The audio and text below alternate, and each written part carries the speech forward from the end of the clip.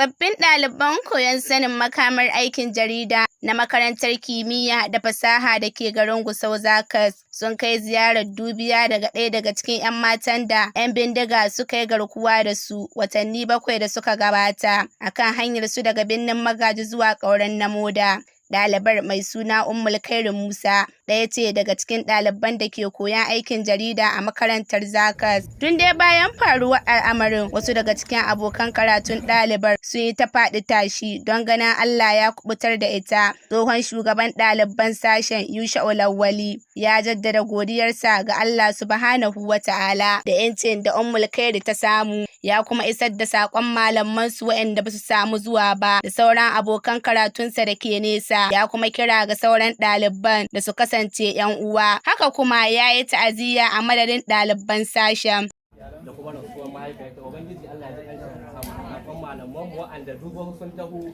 sun so a zo da su wannan wuri amma Allah bai nuha ba saboda wasu ayyuka. Don ce a miƙa musu sabon ta'aziyyar su da murnar su zuwa gari.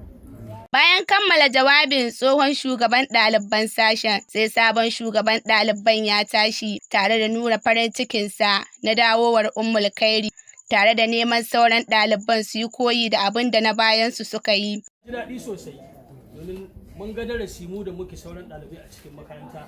Ina kira ga sauran ɗalibai namu da fatan mu yi koyi da waɗannan yayye namu da Allah ya sa suka haɗa kansu, ko da ba su makaranta za su yi haɗa kansu.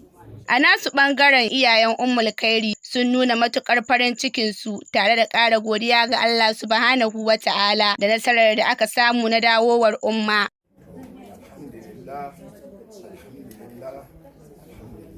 Ko matsayinmu na iyaye gare ta mun yi fafutuka, Allah kuma ya dibi fafutukar da mun kai, Allah ya taimake mu, kuma alkhairi Allah ya mata mafita. Alhamdulillah. Daga ƙarshe sai Ummulkhairu ta yi jawabin godiya a madadin kowa da kowa.